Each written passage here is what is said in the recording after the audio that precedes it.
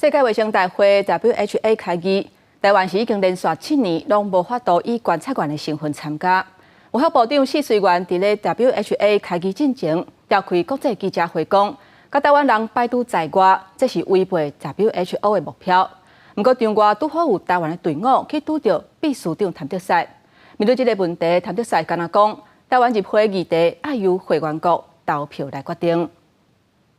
Excluding Taiwan from WHO not only jeopardizes the rights to health of the 23.5 million people of Taiwan, it also seriously undermines WHO's effort to achieve health for all.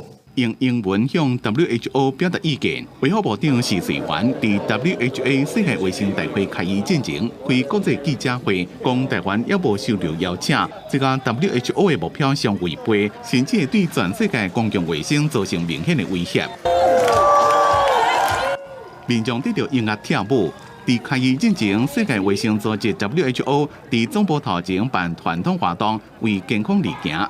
台灣的隊伍拄好拄到 WHO 秘書長譚德賽。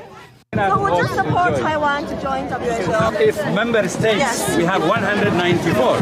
If they vote in favor, that's their duty, you see. So the member states, they should vote in favor. So it's up to the member states. It should get enough votes to join. 譚德賽和大家微調的，真濟台灣人當面向其表達，希望台灣會當加入 WHO。不過，伊是意在重申，這就係會員國投票決定。雖然無得到正面的回應，台灣依然用各種方式積極爭取。來自台灣的11個民間團體簽聯合聯署書，交予瑞士聯邦國會友台小組主席華德，將會提案支持台灣參加 WHA 加友台法案。